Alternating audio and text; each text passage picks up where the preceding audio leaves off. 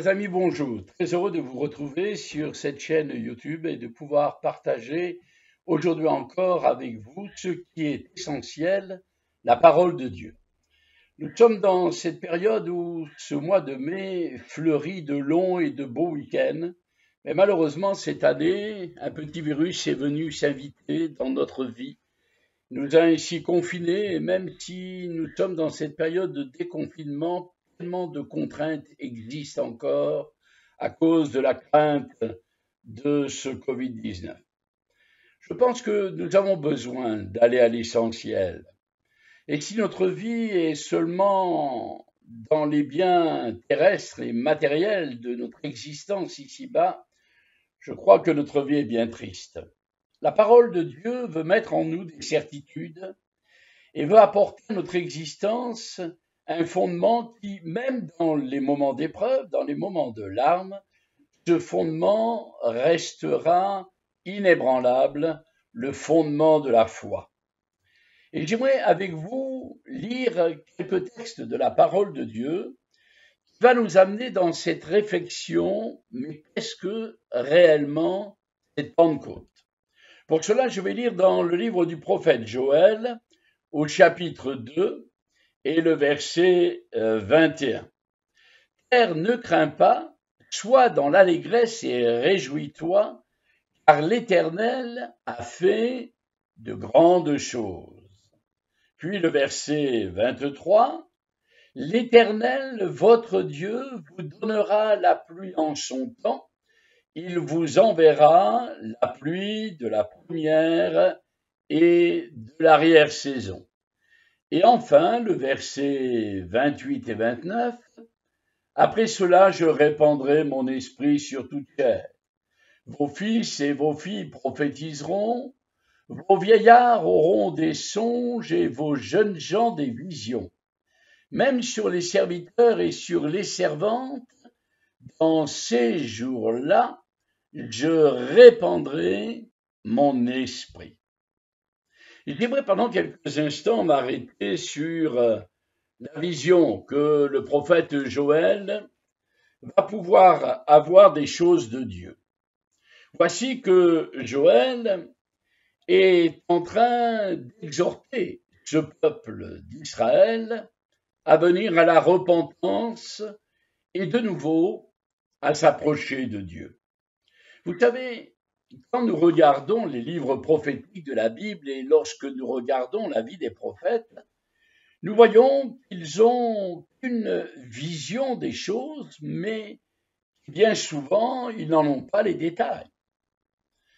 Je me rappelle, lorsque j'étais en Savoie, nous avions au-dessus de Chambéry le mont Revard, et de ce mont Revard, il y avait une croix qui s'appelait la croix du Nivolé, et là nous avions une vue splendide, où nous voyons tout le bassin lyonnais avec les monts du Beaujolais, nous voyons toutes les Alpes, nous avions une vue sur le Mont Blanc, c'était quelque chose de grandiose. Mais nous ne voyons qu'une partie de ce que nos yeux pouvaient voir. Nous ne voyons pas, même si nous voyons la pollution du bassin lyonnais, nous ne voyons pas les Lyonnais se promener dans les rues de Lyon. Même si nous avions une vue sur le Mont Blanc, nous n'en voyons pas les détails de ceux qui étaient en train d'escalader à l'époque encore la mer de glace. Et je pourrais ainsi multiplier les exemples de ce point de vue extraordinaire. Nous ne pouvions voir que les sommets des choses, mais nous n'allions pas jusque dans les profondeurs des choses. Et je dirais qu'il en est ainsi de la parole de Dieu. Les prophètes souvent ont une vision des choses, mais ils ne voient pas tout. Ils ne voient que ce que Dieu, dans son immense amour, veut leur révéler. Et nous avons besoin de réaliser notre petitesse devant Dieu. Trop souvent, l'homme rempli de son orgueil défie Dieu. Et trop souvent, nous levons le poing vers le ciel, avec beaucoup de haine et de révolte, en disant, mais s'il y avait un Dieu. Eh bien, moi, j'aimerais vous parler de ce Dieu que je connais. de ce Dieu qui un jour a su bouleverser mon existence et m'a amené à expérimenter sa grâce, sa bénédiction, et à faire de moi un homme nouveau, rempli de cette vie que Dieu a bien voulu, dans son immense amour, m'accorder. Et le prophète Joël est en train de nous dire, terre, ne crains pas, sois dans l'allégresse, réjouis-toi, car l'Éternel fait de grandes choses. Et j'aimerais vous encourager. Là, j'aimerais m'adresser particulièrement à chacun de nos frères et sœurs de nos églises de Nice, qui attendent avec impatience l'ouverture de nos assemblées, et ce n'est pas encore le cas. La distanciation sociale, ce mot qui vient d'être créé, est tellement importante que dans nos lieux de réunion, eh bien, nous ne pouvons pas mettre seulement quelques personnes et puis laisser les autres dehors. Donc, il n'est pas envisageable, dans les conditions de la réglementation actuelle que notre État a donnée pour l'ouverture des lieux de culte, il n'est pas envisageable pour nous de pouvoir nous retrouver. Mais néanmoins, au travers de cette chaîne, nous avons cette possibilité de partager ensemble. Et vous, peuple de Dieu, j'aimerais vous encourager. Sois dans l'allégresse, et réjouis-toi, car l'Éternel fait de grandes choses. Et j'aimerais que nous puissions nous réjouir de la réalité de l'amour de notre Seigneur. J'aimerais que nous puissions nous réjouir de cette possibilité extraordinaire, même si nous sommes séparés physiquement, nous avons cette possibilité extraordinaire d'être en communion les uns avec les autres par cet esprit merveilleux que Dieu nous a donné et qui nous scelle dans son amour et dans sa grâce. Et puis, l'Éternel, votre Dieu, vous donnera la pluie en son temps, il vous enverra la pluie de la première et de l'arrière-saison. Oh, prenons espoir de cette pluie abondante que Dieu veut verser sur chacune de nos vies. Cette épreuve du confinement, de ce virus que l'on ne maîtrise pas encore et l'on ne sait d'où il vient ni où il va, on a ainsi du vent ne sachant ni où il va, ni ce qu'il pourrait faire. Mais ce que nous savons, c'est qu'il y a là les promesses de Dieu. Ces promesses sont des promesses extraordinaires. Il vous donnera la pluie en son temps. Soyons patients. Affermissons-nous dans la foi. Soyons de ceux qui allons chercher la face du Seigneur, expérimentant la grâce de Dieu, ayant en nous des certitudes, quelque chose qui est fondé sur la foi que nous avons mis dans notre Seigneur et qui nous rend inébranlables même si les vents sont contraires et même si nous nous trouvons dans la difficulté. Après cela, je répandrai mon esprit sur toute chair. Et je pourrais dire, après ce temps de confinement, de déconfinement, de liberté restreinte, après cela, Dieu me fait une promesse, je répandrai mon esprit.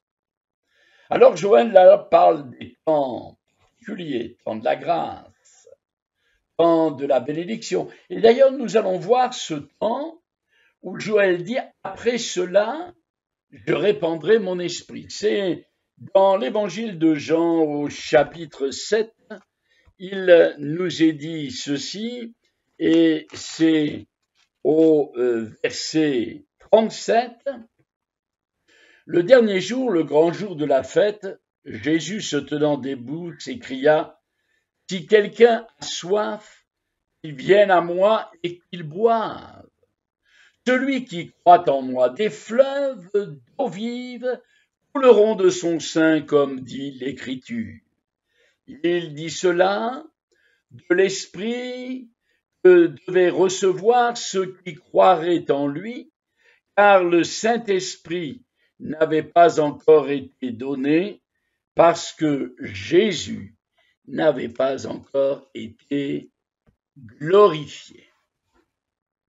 Il y a là quelque chose d'extraordinaire.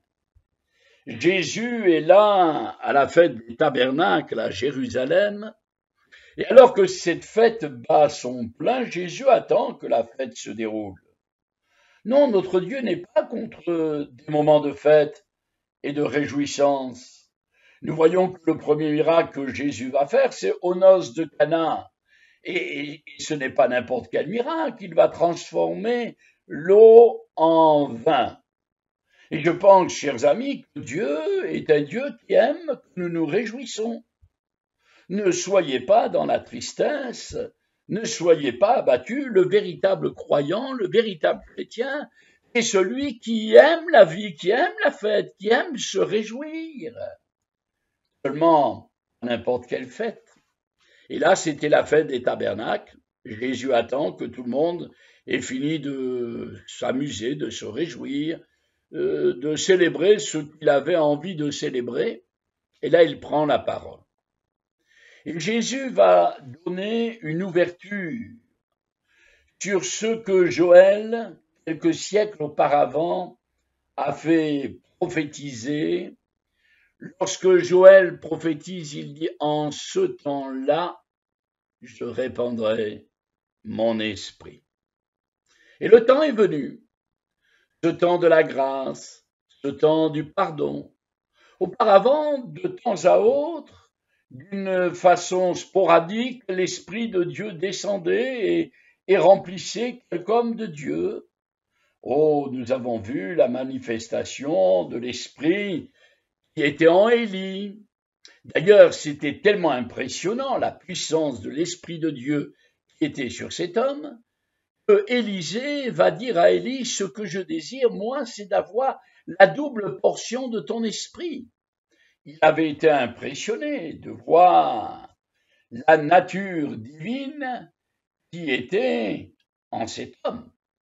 Et de la même manière, nous avons soif aujourd'hui encore, dans ces temps difficiles, dans ces temps d'incertitude, dans ces temps où c'est unique dans notre histoire, nous n'avons pas la liberté de nous réunir et de célébrer Dieu comme nous aimerions tellement le faire.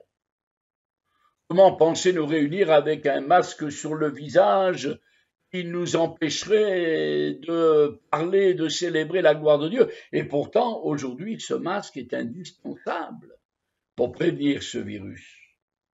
Et oui, il y a des situations qui nous échappent, mais voyez-vous, Dieu parle de cette soif, de ce désir. Et j'aimerais vous poser cette question, avez-vous soif des choses de Dieu? Voulez-vous réellement vous approcher du Seigneur, expérimenter sa grâce, sa bénédiction? Je me souviens, j'ai eu l'occasion un jour de célébrer un mariage. C'était le mariage d'un professeur, de deux professeurs qui avaient eu un enfant qui se mariait. Et ces professeurs exerçaient dans une école privée, et c'était une école religieuse. Et là, il y avait une chapelle et ils avaient demandé que je puisse prêcher. Et donc, le prêtre et la sœur supérieure qui dirigeait cette école m'ont accueilli chaleureusement et ont accepté que je puisse apporter la parole de Dieu. Et là, j'ai prêché. J'ai prêché comme j'ai toujours eu l'habitude de prêcher, comme je le fais, avec rien de plus, peut-être avec un peu de moins, parce que il y avait certaines craintes et je n'étais pas dans mon élément. Mais néanmoins, à la fin de cette prédication, cette femme, cette mère supérieure, une dame d'environ, à l'époque pour moi, elle faisait très vieille, d'environ 80 ans, est venue avec les larmes qui coulaient de ses yeux. Et cette femme m'a-t-elle dit ceci: je n'ai jamais entendu parler de Jésus comme vous venez de le faire. C'est tellement beau de pouvoir s'approcher de Jésus ainsi. Cette femme était bouleversée. Mais que faisait la différence? Qu'est-ce qui faisait la différence? La différence, c'est que cette femme avait entendu parler de Jésus par l'onction de l'Esprit de Dieu, par cette puissance qui anime cette soif que nous allons avoir des choses de Dieu. C'est quelque chose qui n'appartient pas à l'homme. Ce n'est pas moi qui peux vous donner cela. Ce n'est que au travers de cet écran, cette onction de Dieu qui veut descendre sur votre vie, afin que réellement vous ayez soif de vivre abondamment la grâce du Seigneur. Il fallait, pour que la prophétie de Joël s'accomplisse en ces temps-là, je répandrai de mon esprit sur toute chair. Il fallait qu'il y ait cette œuvre de la rédemption. Auparavant, dans l'Ancien Testament, c'était, bien, si tu accomplis les commandements de Dieu, si tu te soumets à la loi de Dieu, alors oui, tu pourras recevoir de Dieu. Mais Jésus est venu dans l'accomplissement de cette loi. Jésus est venu pour accomplir ce que personne et aucun d'autre prophète n'avait pu faire auparavant, accomplir cette œuvre de la rédemption de Dieu. Jésus a accompli cette œuvre qui allait permettre plus tard à cet esprit de descendre. Il y a eu Jésus qui a engendré la soif, mais qui a accompli une œuvre extraordinaire, c'est celle de sa mort sur la croix. Et sans ce sacrifice expiatoire, sans ce sacrifice de la croix, sans que Jésus meure à ma place sur la croix du calvaire, je ne peux avoir accès au pardon de mes péchés. Ce n'est que le sacrifice de Jésus qui me donne le pardon des péchés. Et voici que quand Jésus parle de ce qui allait venir, il fallait qu'il puisse mourir sur la croix pour le pardon de nos péchés. Mais bien plus encore, la semaine dernière, nous avons fêté l'ascension, c'est-à-dire ce Christ ressuscité qui maintenant monte dans le ciel.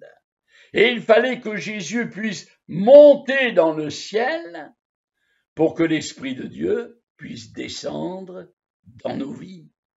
Et oui, la promesse de Joël s'est maintenant accomplie. Lorsque Jésus dit « Des fleuves d'eau vive couleront de son sein si réellement vous avez soif », alors voici que le livre des Actes nous parle. Le premier chapitre nous dit que Jésus s'entretient avec ses apôtres, ses disciples, tellement inquiets. Ils ont été tellement bouleversés par la mort de Jésus.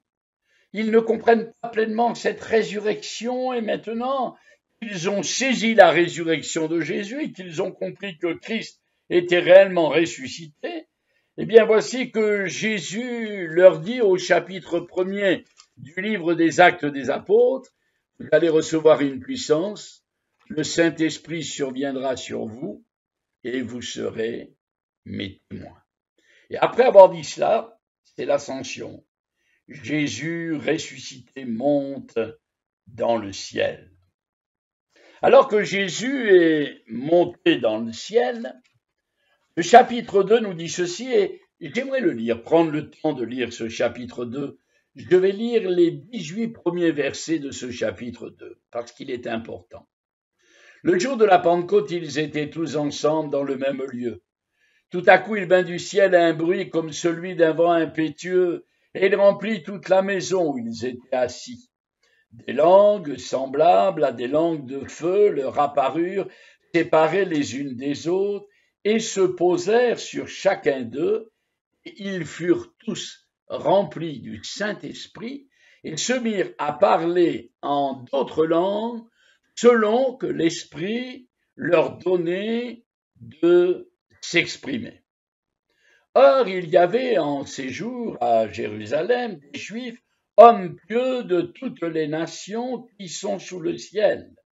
Au bruit qui eut lieu, la multitude accourut, et elle fut confondue parce que chacun les entendait parler dans sa propre langue. Ils étaient tous dans l'étonnement et la surprise. Et ils se disaient les uns aux autres, voici ces gens qui parlent. Ne sont-ils pas tous galiléens? Et comment les entendons-nous dans notre propre langue à chacun, dans notre langue maternelle? Parthes, Mèdes, Élamites, ceux qui habitent la Mésopotamie, la Judée, la Cappadoce, le Pont, l'Asie, la Phrygie, la Pamphylie, l'Égypte, le territoire de la Libye voisine de Cyrène, et ceux qui sont venus d'Europe, juifs et prosélytes, crétois et arabes, comment les entendons-nous parler dans nos langues des merveilles de Dieu? Ils étaient tous dans l'étonnement et ne sachant que penser, ils se disaient les uns aux autres, que veut dire ceci? Mais d'autres se moquaient et disaient, ils sont pleins de vin doux. Alors Pierre, se présentant avec les 11, éleva la voix et leur parla en ces termes. Hommes juifs et vous tous qui séjournez à Jérusalem, sachez ceci et prêtez l'oreille à mes paroles. Ces gens ne sont pas ivres, comme vous le supposez, car c'est la 3e heure du jour, 15 heures de l'après-midi. Mais c'est ici ce qui a été dit par le prophète Joël. Dans les derniers jours, dit Dieu, je répandrai de mon esprit sur toute chair, vos fils et vos filles prophétiseront, vos jeunes gens auront des visions et vos vieillards auront des songes. Oui, sur mes serviteurs et sur mes servantes, dans ces jours-là, je répandrai de mon esprit.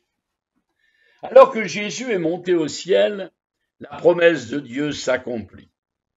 120 sont rassemblés dans cette chambre haute. Et parmi les 120, il y avait Marie. Oui, la Vierge Marie, la mère de Jésus, faisait partie de ces 120. Voyez-vous, cette femme avait elle aussi besoin d'être revêtue de la puissance de Dieu. Elle avait elle aussi besoin du Saint-Esprit. Elle avait elle aussi besoin de persévérer dans la prière. Et pendant ces 10 jours dans cette chambre haute, jour après jour, ils se mirent les uns après les autres ou tous ensemble à prier, demandant à Dieu quelque chose, mais ils ne savaient pas en fait ce qu'ils demandaient. Nous avons l'avantage, c'est que nous connaissons l'histoire de l'Église. Nous avons la parole de Dieu, les écrits qui relatent les faits de l'Église naissante. Mais eux, ils étaient ignorants, ils ne savaient pas ce qu'il allait se passer. Seulement, lorsque cette soif intense, comme Jésus le disait à la fête des tabernacles à Jérusalem, les a saisis, alors remplis du Saint-Esprit, ils se mirent à parler les langues que Dieu leur donnait. Le baptême d'eau, c'est le baptême de la repentance, le baptême de l'engagement d'une bonne conscience devant Dieu, devant les hommes. Mais ce baptême de l'Esprit, c'est le baptême qui vient de Dieu. Cette onction extraordinaire qui fait la différence. Et voyez-vous, je veux être le témoin de cette différence. Lorsque je me suis converti à Jésus-Christ, j'étais un jeune homme de 19 ans. J'étais un écorché vif, ayant vécu des choses tellement difficiles dans mon existence. J'étais un révolté contre Dieu. Seulement, le jour où la Pentecôte s'est manifestée dans ma vie, ce jour où Dieu m'a saisi par son esprit, ce jour où le Saint-Esprit est descendu sur moi et où ces langues de l'Esprit sont venues en moi, plus jamais ma vie n'a été la même. Et j'aimerais vous encourager à revenir sur ce texte. Prenez du temps. À la suite de cet entretien, réfléchissez sur ce que je viens de dire. ça sort peut-être de toutes vos conceptions religieuses. Non, ce n'est pas parce que je suis un pasteur pentecôtiste que je pense ainsi, mais c'est parce que la parole de Dieu est là. Il faut que le fondement de notre foi ne soit pas sur des dogmes, sur des principes établis, sur des fondements religieux, mais il faut que notre foi soit fondée sur la réalité de la démonstration de la parole de Dieu. Hébreux au chapitre 11 et au verset 1er nous dit que la foi, c'est une ferme assurance des choses qu'on espère et c'est la démonstration des choses que nous ne voyons pas.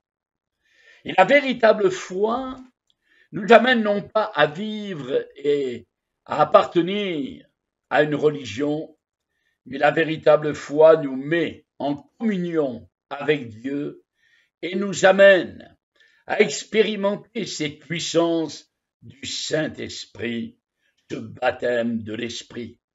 Et je vous invite pour que cette Pentecôte tellement particulière, 2020, entourée par la crainte du virus et ne sachant où nous allons, j'aimerais que ce soit un événement particulier dans votre vie, où vous allez rencontrer le Seigneur, où vous allez expérimenter la grâce de Dieu, et où vous verrez cette puissance du Saint-Esprit descendre sur vous. Oui, ce baptême de l'Esprit, c'est encore une réalité dans notre 21e siècle.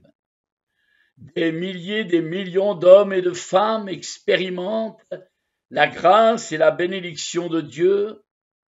Il n'y a jamais eu autant de chrétiens pentecôtistes dans notre monde. Dieu répand son esprit sur toute chair. Et aujourd'hui, cette promesse, Dieu veut l'accomplir dans votre vie.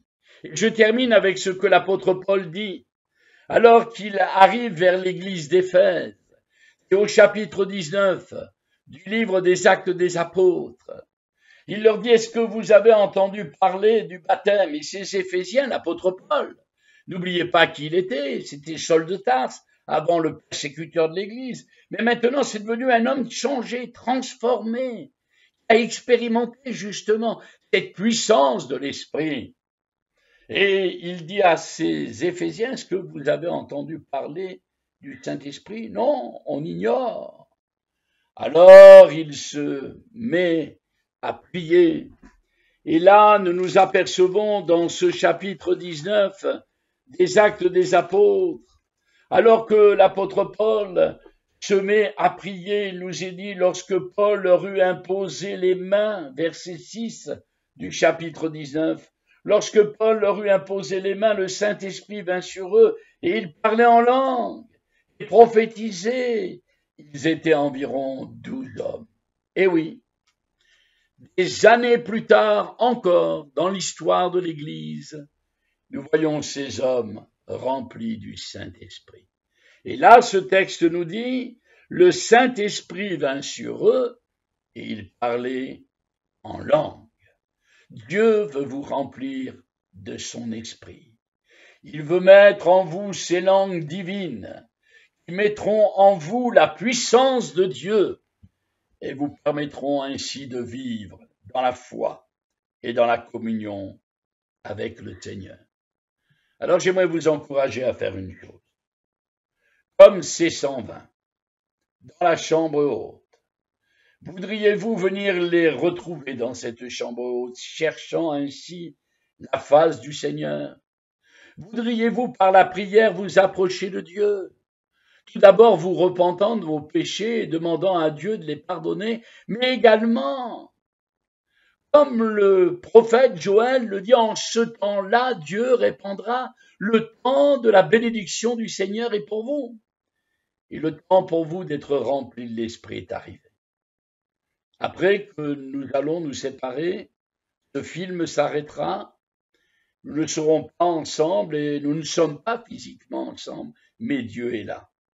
Il est là où vous vous trouvez, dans votre chambre, dans votre salle à manger, dans votre salon, dans votre bureau, peut-être même dans la rue en train de regarder au travers de votre tablette ou de votre iPhone, là où vous êtes et où vous êtes en train de m'entendre, arrêtez-vous. Tenez-vous devant le Seigneur. Priez. Priez maintenant, demandant à Dieu d'intervenir dans votre vie et de répandre en vous la puissance de son esprit. Oh, que le Seigneur vous bénisse. Je vous interpelle aujourd'hui, dans le nom de Jésus, arrêtez-vous où vous êtes, priez, demandez au Seigneur maintenant de vous remplir de son esprit et il va le faire. Persévérez, demandez, demandez. Pendant 10 jours, ils ont persévéré et l'Esprit de Dieu est venu en eux comme il veut venir dans chacune de nos vies. Que le Seigneur vous bénisse. Dieu, nous croyons confiants.